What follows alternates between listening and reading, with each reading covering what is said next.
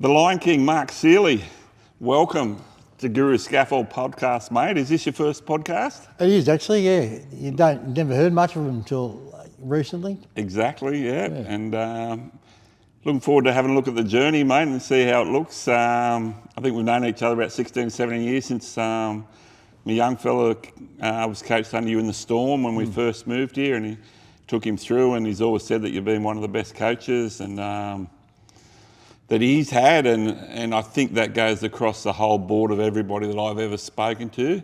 So we're going to go back to the start, but tell me, what's your secret to success of being a good coach, and the attributes that you sort of follow? Oh, I think the environment's the main thing, and I make sure the environment's good for all people that I've got, and I'm approachable, and I don't just go to football, coach, then go home. Yep. I'm there beforehand, I'm there after. So if they want to talk about anything, and in a lot of cases with football, depending on whether they're seniors or juniors, they still need time. Yep. I'm not a bloody email person where I email players. I want to talk to them face to face or over the phone, and and it's not always about football. They can have family problems, they can have girlfriend problems, they can have work problems. Yeah. So you've got to be able to be approachable and be able to talk over things, and whether it's about their game or and what's happening at home. And being honest. Yeah. Because these players, they can read through you. Yeah. They can read through you easy. Like a book. I think when I first kicked off, I listened to a lot of parents, and they, said, "Oh, you've got to do this, do that." And then I thought to myself, "Well, hang on a second. I'm not coaching the parents. I'm coaching the players." I said, "No, I've got to make my own decisions." And my mentors at the time, I used to get paperwork sent to me from Vince Lombardi, and then Jack Gibson. And I used to go a lot of the sessions that Jack Gibson went to, and I got to know him after a while. I got invited, and then I was doing kicking coaching with Craig Davis. So we go to Cronulla and we go to different footy clubs, and things like that. And so I got to know a lot about, sport in general. Yeah. Then I did a bit of cross coaching with soccer and stuff like that. And we, had a mate of mine who was involved with Sydney Olympic. So we did a little bit of, he looked after my boys, I looked after his. And, then I suppose you go to basketball and you see the blocks in that. It's the same as the AFL, the Shepherds. And, learning from good coaches. And as I said, my career, not being a good player, but my career was cut short. Yeah. So I thought, well, I wanted to give something back, so coaching was the next best thing. Yep. So you started off in about 79? I started off seniors in 79. I've been coaching since I was 16, so 55, 65, 71, I started coaching. Yeah. Ended up getting a gig at St George when I was at 79. Yeah.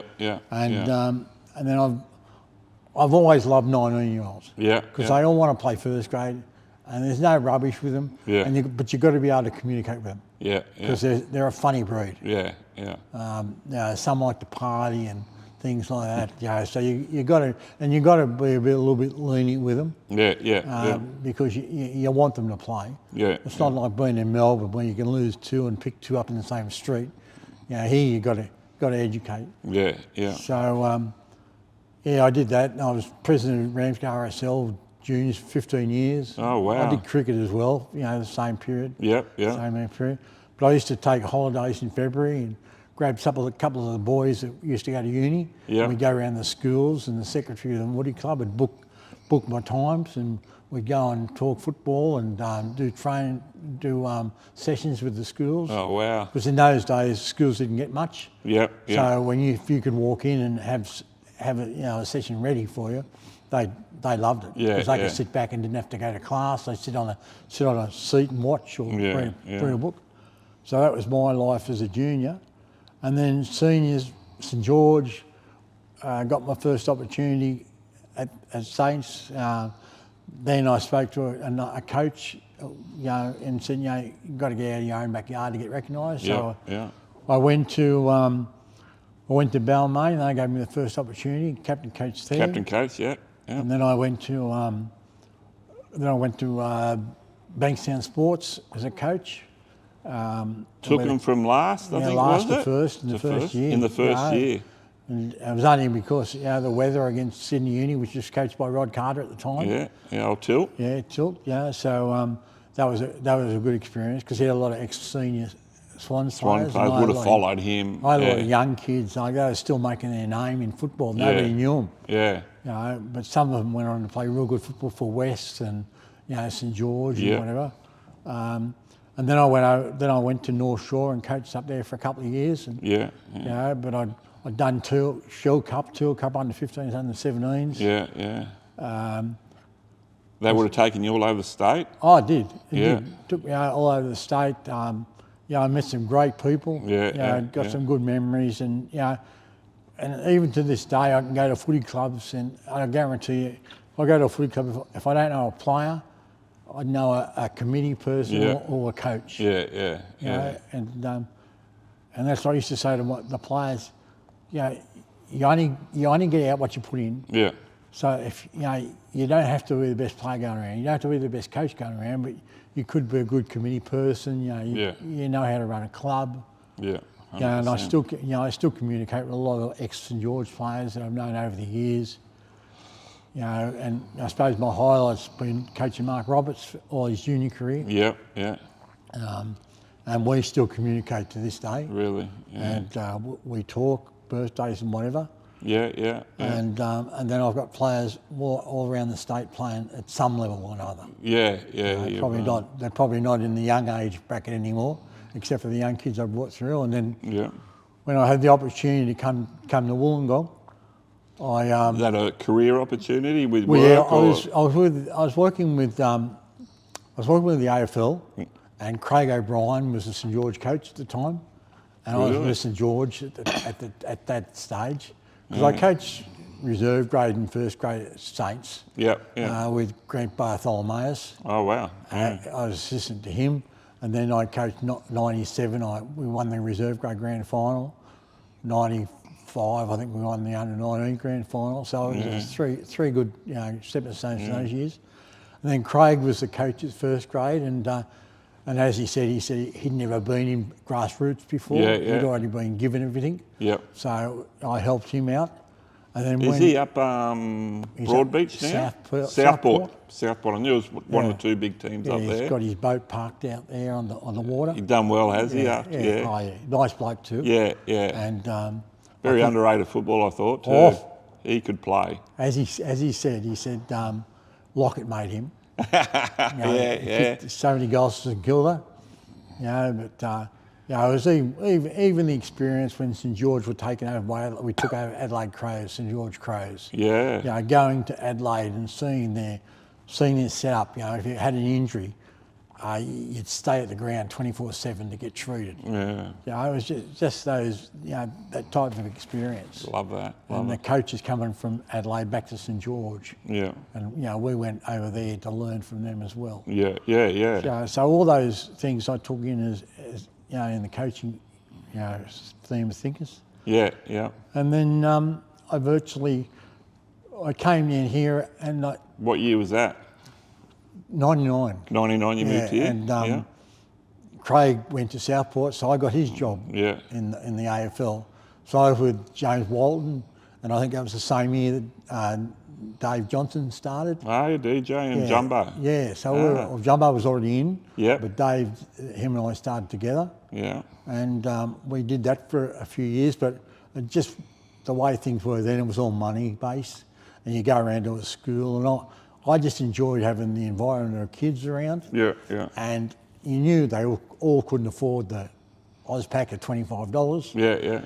So you'd still keep going, but the AFL would ring up and say, oh no, you've got to get the money, It was all money in those days. It wasn't about numbers? No, it wasn't about numbers. It was all money, and even if you had numbers, those numbers stayed on their system. So it was exaggerated. Inflated. Exactly.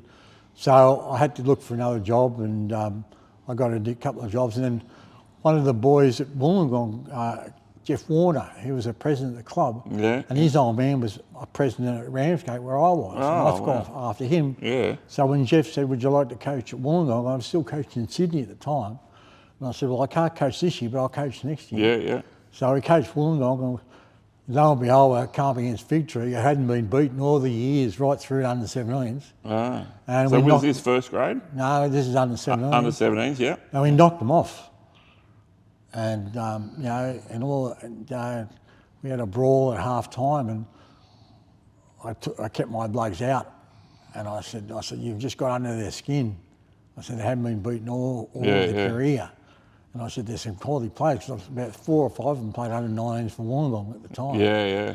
And so I said, just listen to this coach go off. And he went off, he's nut. And I said, so we won the game by about 2 points. Oh. And then the following year I got offered to coach Wollongong 19s. Yeah. So that was 7 years then I went on to coach. Yeah. And so I really enjoyed that. You know, it was hard down here because I felt sorry for a lot of the players in Wollongong because in the Tool and Shield Cup it was Coppers sides, South Coast and Newcastle, North Coast. Yeah, North Coast, yeah. And you only saw the kids when they got off their bus or the train, or you know, and they were given all their gear. Yeah. One hit. And that was the first time I'd met. Yeah. And there were some good young kids come from down here. Yeah, 100%. And so I thought, well, while I'm here, we'll do a program, IDS, and I started that with Peter Gamble. With Gamble, yeah. And young Pete. yeah, he's probably the backbone of the whole thing. Yeah. Like, he was an asset sport. Gino, from the day one. Yeah. Gino would have been umpiring back then? No. He might have been, but I only knew him because of friendship from other people. And I used to go and see him, and he got all the gear for me. Yeah. But from the first year to the 17th year, the prices never changed. He's a good man. He was a really good bloke, and he kept me afloat. Yeah. And then Edmund Rice come on board and offered the services because we first started training Jock Brown. Oh dear. First year, and we got 30 or 40 first year, and then we got 80 to 90, and then the Swans Academy started, and we were still getting 70 players. Yeah. But then it started being boys and girls. Yeah. And it was funny. Even the reps were struggling down here then. Yeah. You know, and there was coaches that would just turn up to coach kids, and you know, just like parents doing, looking after a coach. And I thought, no, these kids need more than that. Yeah. So I virtually said to Peter, I said, what we'll do, we'll tell these kids, we'll organise reps and we'll coordinate it, and we'll just tell these kids that do the pre-season, you know, you got a chance because you've done your pre-season. Yeah. You know, you're confident, you're ready to go. Yeah. And if you come to pre-season and try out for reps, I said you'll get looked at because you've been doing the work. Yeah, 100%. So that gave us inflated numbers for a while. Yeah. Then other kids started to jump on board, and then we were able to cull rather than just say, yeah, you're in. Yeah. And Peter was great because he was a coordinator. He wouldn't coach. You know, He'd get things done, but. Oh, we'd back heads. Yeah. Different things. 'Cause he was a hard person. He was pretty, pretty Black strict. or white with pretty Pete, strict. isn't it? Yeah. You know, even with parents and that, but he was all for the kids. Everyone was for kids. And he was actually the back sponsor, because if any kid couldn't afford the gear, they didn't ask twice. Yeah. You know, it's all fixed up, And that's what I liked about him. And he just no nonsense type of bloke. And you know, we weren't always on good terms at different times, but it was always about, you know, the role we had to play. There must have been a real good mutual respect, because I'm sure as we go through your journey and story, you obviously it evolved at Camden with, you know, he was a great help for you up there. Oh, he was. I believe. He was. And Annie's wife, Annie's brilliant too. And Annie still goes. Still, yeah. She loves goes. it. BJ's in his 10th year, so she was up there on the weekend. But yeah, the whole family's been good. I think even the daughter's gone back to play with Bombardary. Oh, as of this so year. good. Yeah, so which is good. He's back, and But coaching Wollongong was, it had its own challenges because a lot of the clubs didn't like it because they were losing their players. To the Sydney comp? Well, no, they were losing to the Wollongong 19s and they wanted them. And I said, well, you've got to look at the picture. I said, these kids are going to get good training. I had 3 coaches. I had Will Lowry, I had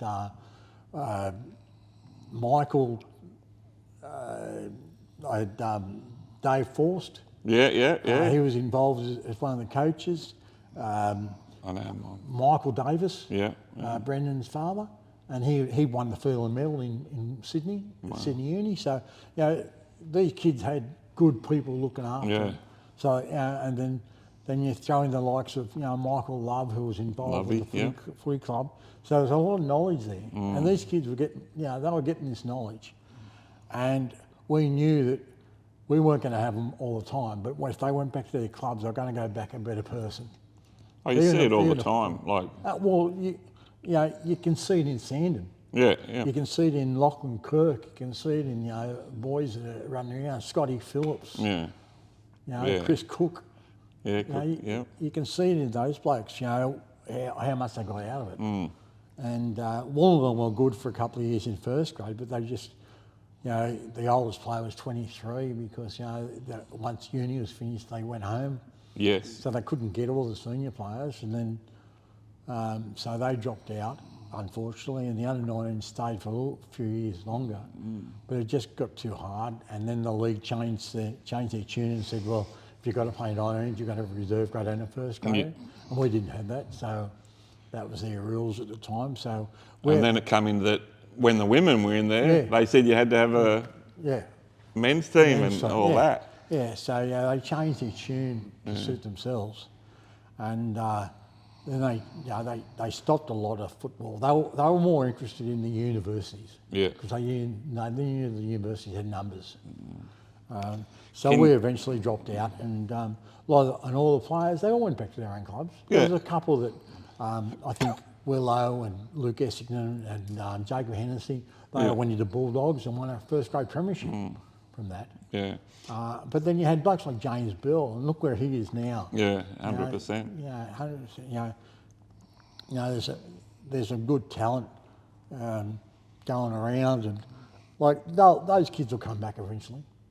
Can you see Illawarra, Wollongong, South Coast team ever competing in the Sydney comp or anything like that, Seils? I don't.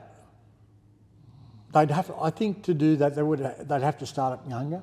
Yeah. I think blokes are set in their ways, and to take a bloke, say a group to Sydney now, means they've got to change their work schedule. They'd spend all day in Sydney. They've got family and kids. It'd be hard to. It is, but you see a lot go up there or go. Like you've seen the Norths have lost a heap to Southwest and even out to the Riverina. I know Uni. Joshy Thomas and Beatty and all that. They're at Southwest. A few Fig Tree boys. The Viruses. Yeah. Well, everybody's at Southwest, but probably because of proximity and all that, and they've got a crap load of money. And it's all based on money. Yeah. Like a couple of years, and next year it will even be harder. If this new league kicks off next year, it's going to be a 6-team super comp. So, that's why I think sides like Southwest and Manly and North Shore and even the Bulldogs to an extent are building a base for next year. Yeah. So what's going to happen with other clubs? Is, you don't know. Like Inner West and or even St George, they're struggling at the moment. East Coast Eagles. Yeah. They're struggling. So there's talk that the First Division side they'll drop back down to First Division. So whether it works or not, I don't know. They've talked about it for so many years. Yeah. But down here, I think. Being involved now, this is my second year at senior level, the standard's improved all the time. It's improving all the time. I totally agree, but you think that'll be compromised by they bringing a salary cap in, or you happy with the point system how it is, or do you think it needs levelling up? Like, is the goal to get better quality, which I always see it as we want the best players and the best competition for our kids coming through, so they don't leave to go to Sydney or Riverina or Canberra or wherever. Yeah, I think one of the big things I thought down here was job. Yeah. Opportunity. Kids that go to university, they've worked to get to the highest level. Yeah. So sometimes that level's not here. So they've got to go off. Some of them down here, there's a lot of part-time work. And then they venture to Sydney, and some will come back. Some decide, some like the lifestyle. Yeah. There's a couple starting to trickle back now after X amount of years. Yeah. But I think also it's got a lot to do with the environment they've been in. Yeah. If they've liked the club that they were at, they'll come back. Yeah. But I think it depends on, have they got a family? Have they got a base? Where's my work taking me? Where do I want to go in life? Yeah. And in a lot of cases down here early on, football was a second choice. Oh yeah. It was a second choice. Agreed. And now, like we're trying to build we're family orientated at Wollongong, and the way the girls and the men get on together, it probably wasn't always like that, but they're such a good group of people. They are. And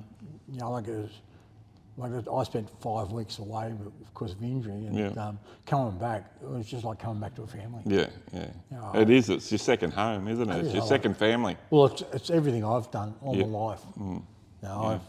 I've been in football all my life, and that's probably why I'm single. But I wouldn't change a minute of what I've done. No. And helping people, and watching them strive, and even going out to the under-17s on Sunday, having a look at some of the kids going around, and seeing the improvement in the standards, even in the training drills that they do. Yeah, it's a real area from when both of us, you were here 99, I moved here 08.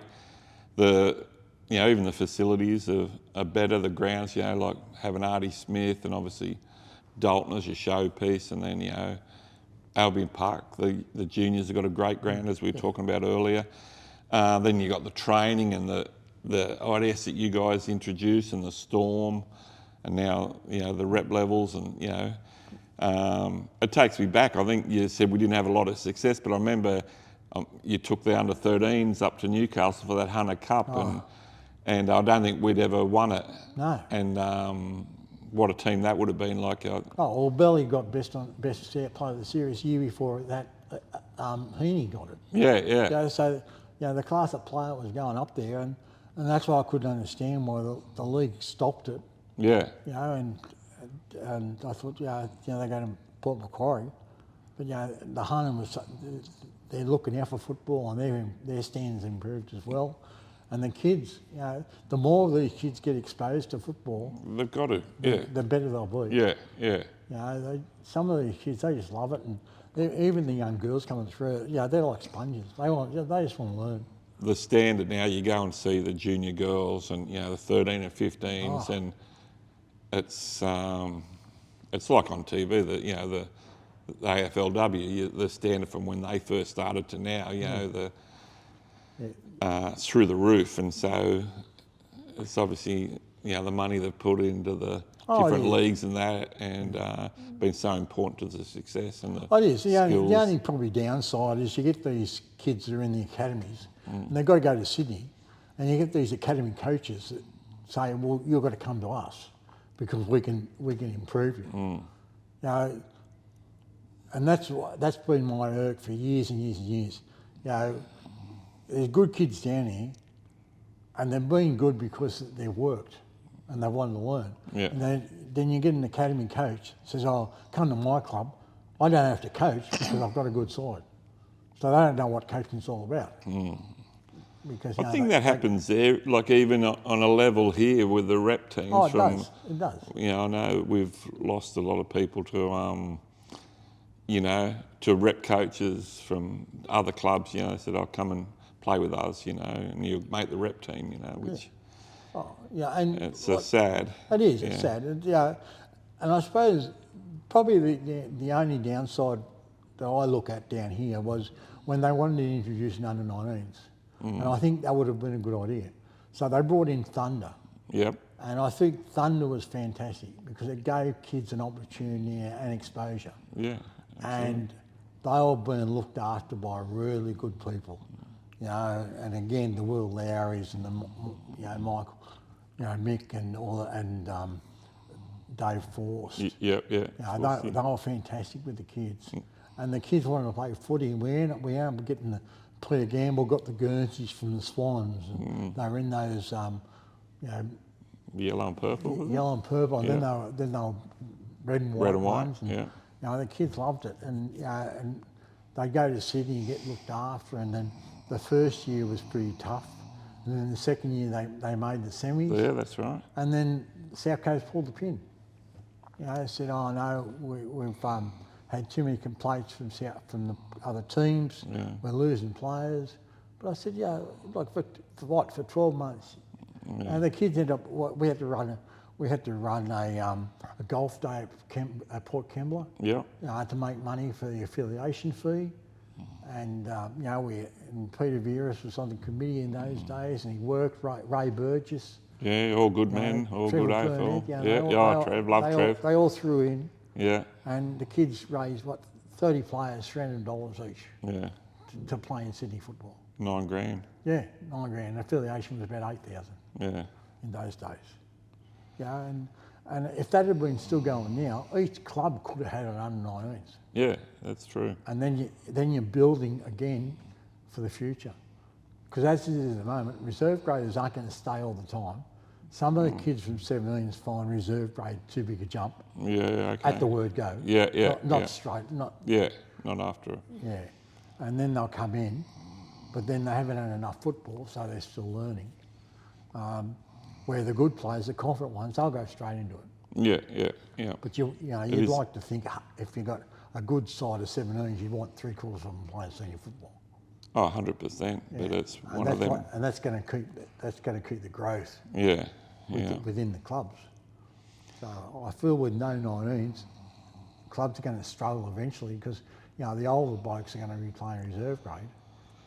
It's a real fine line, isn't it? Like, you're not, for us, and I'm sure you guys are the same, we're not just thinking about this year, we're sort of looking 3 years down the track and seeing what you got coming through and what you can hold and it's a real...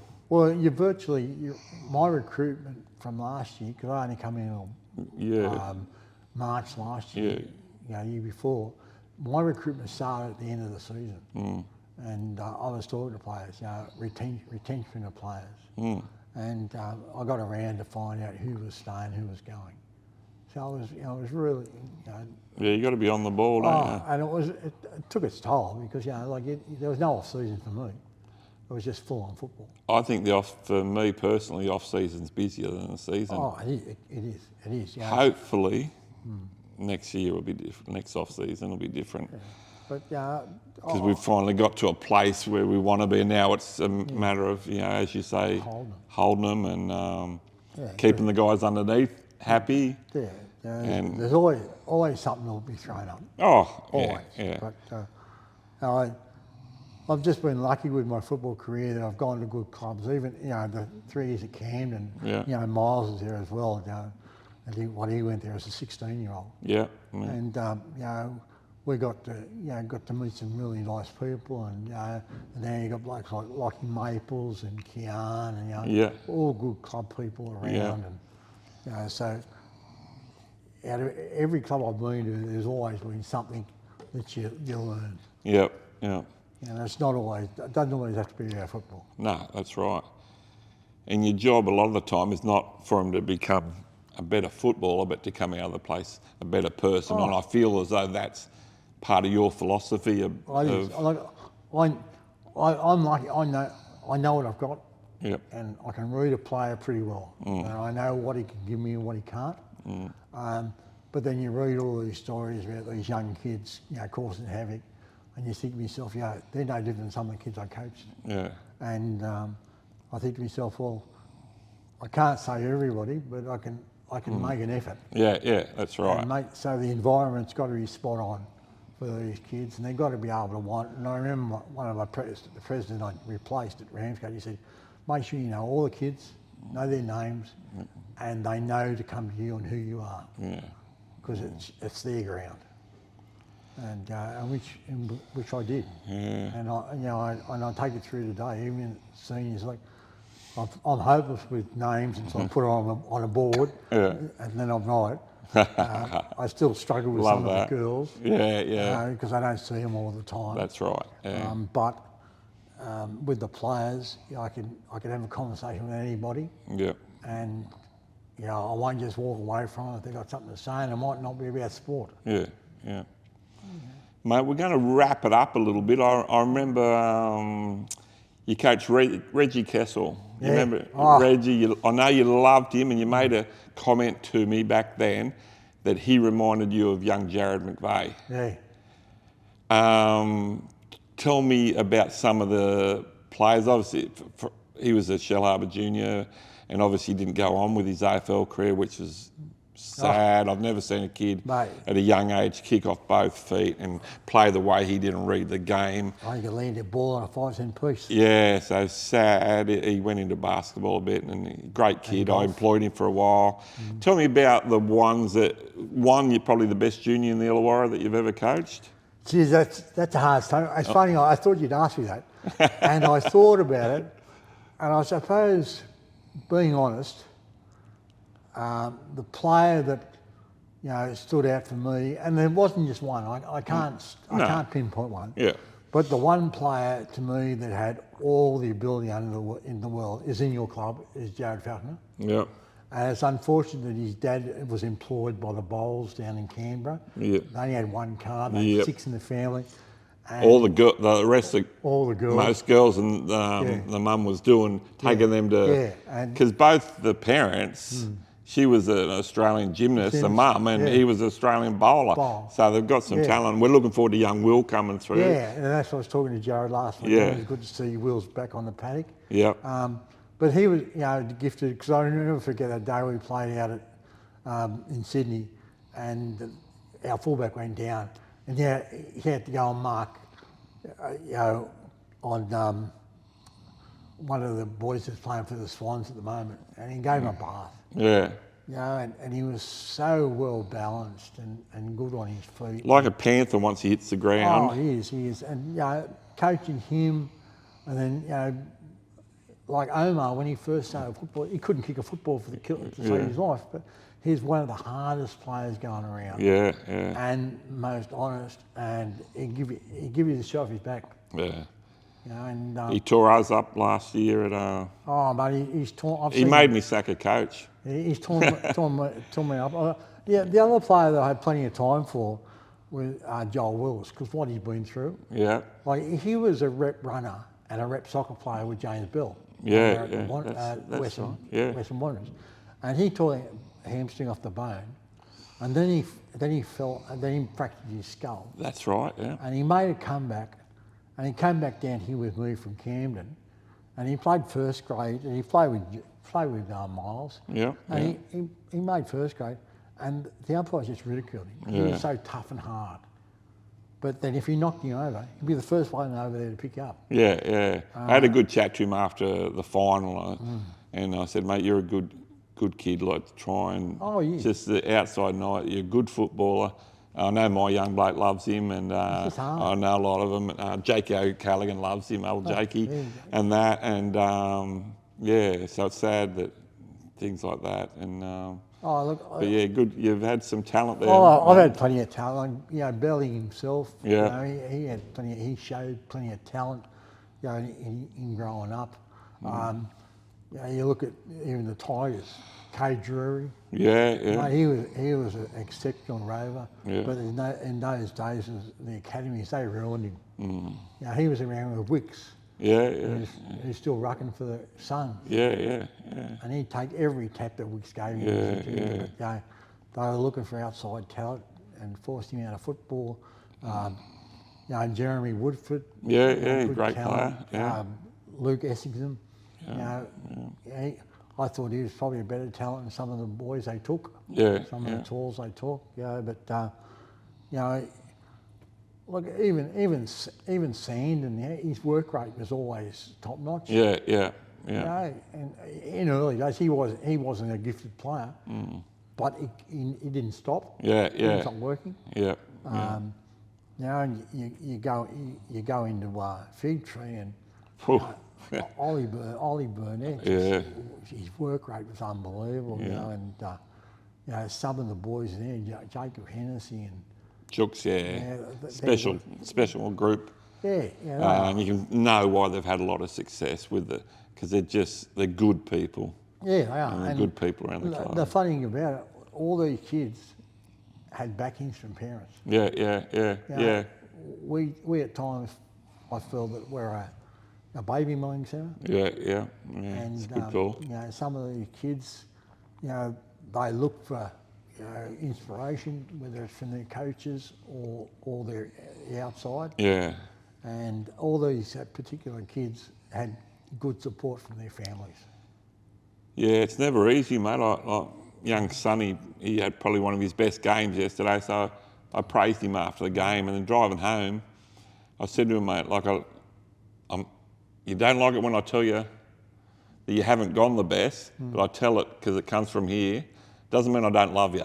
And that's where a lot of the kids, if their parents are going too much negative. You got to know when. Yeah. But I could get through to every kid I spoke to. Yeah, you've got that gift. But you asked me to get through to my own son. That's it. Forget about it. Yeah. I had to force him to go to Ainsley to play footy. So it's just horses for courses. Yeah. And I'm lucky. I've dealt with so many kids over the period of time, and I've seen them grow up, and I've seen their different little whims they have. Yeah.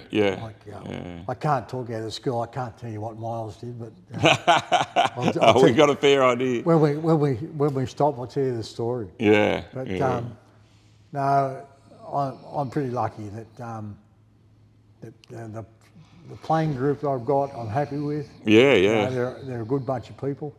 The support that I get from the club is great. Yeah. And then I go to other clubs and sit down and have a conversation with them and get on with them as well. And I think that's the players come. Even down Shell, the players come. We had a bit of a conversation before we even started. Talk. They don't. Mate, I've always known you're special, but I know you pick up things on social media, and one of the best players and probably one of the best leaders I've seen at our club is Mal Picken, who you've obviously coached. And I've seen the love that Mal's given you on social media. And that's what, apart from all the other things I know about you, but that's one of the reasons why I know that you're a special coach and a special mentor to everybody that plays under you. And I'll go back to that under-17s grand final, Shell Harbour and Lions that you coached against. We had Belly, Falk, Sandon, BJ, Nikitaris, Double R, I think. I think we were probably the better team on paper, and everybody probably expected us to win, but your coaching got the Lions to win. You had some handy players, but I think you'd probably be the first to admit that if you looked at both teams on paper. On paper, I thought, it's going to be hard to beat. Yeah. But I think what I found when I came down here, players send players out just to play footy. Yeah. And you can't do that in today's game. Each team's got really good players. Yeah. And you've got to try and manufacture around either trying to stop them or nullify them in some way. You just can't go out and say, well, he's not going to have a picnic today. Yeah. And so I look at the players and I think, well, how can I nullify him when he's got the ball, if he's got the ball? And I think, well, I think probably one of the good ones was when I had the young reserve grade captain you've got at the moment. in Shell Harbour. Blake McKenzie? Blake. Yep. And he played centre against Sammy Thorne. Yep. And everybody said, oh, they're too far apart. I said, don't worry about being too far apart. You know, they're getting 30 possessions a game. I said, so whoever caused the most damage will win this game. I said, so they don't have to be on each other to be the best, to be good players. Yeah. And it was good to watch. Yeah, 100%. You know, and I suppose that's what I like about the players now. They pinpoint their best players and they try and nullify their impact. Yeah. You're never going to stop them. No. But if you can take some of the shine off them, you've got a chance. Exactly. You know, it doesn't always work. Yeah. You can be a good coach, but you haven't got the cattle. Exactly, mate. Exactly. You're not going to go anywhere.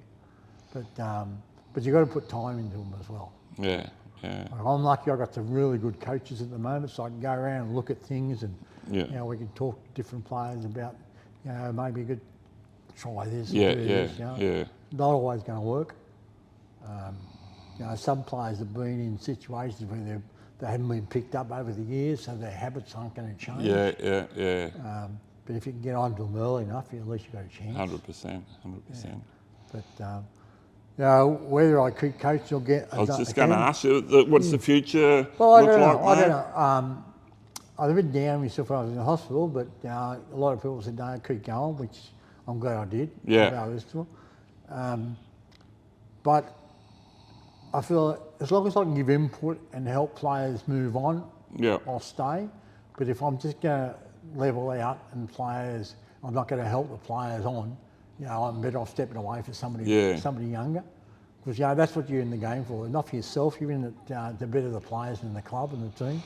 You talk back because Jack Gibson was one of your mentors, and he'd only stay 3 years at a club, if you remember. Right. I think Parramatta, 3 years, 3 premierships. See you later, went to Cronulla. Yeah.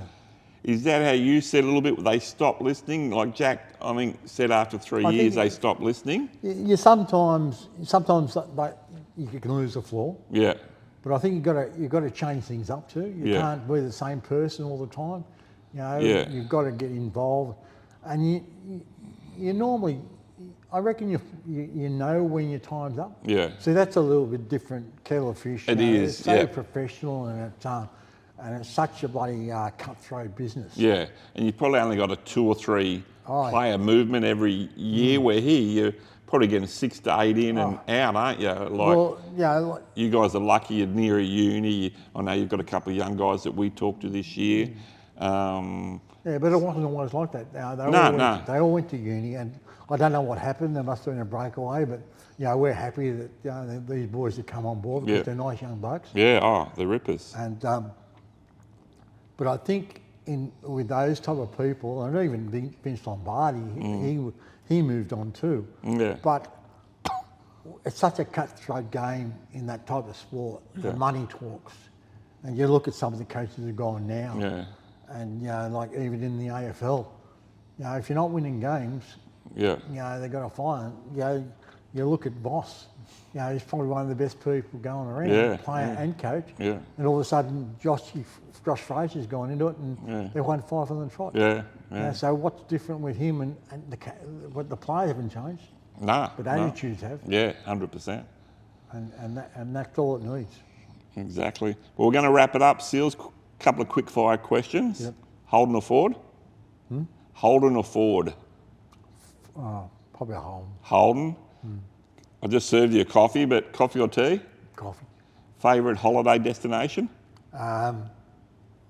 Sussex in Beautiful. In Huskinson. Yeah, love it. Favourite fruit? Banana. Banana? Good for you too, mate. Yep. Seals, been a pleasure. The Lion King.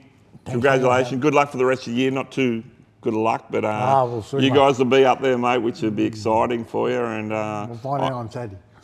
Yeah, who you got Saturday? Fig Tree. Figgy, yep. Mate, I found out with your teams, as long as you guys are anybody coached by Mark Siely and you're up around the finals area, that you'll be dangerous. I hope so good luck, mate. It's been a pleasure talking to you and finding a bit more about your journey. No worries, mate. Appreciate it. Thank you. Awesome.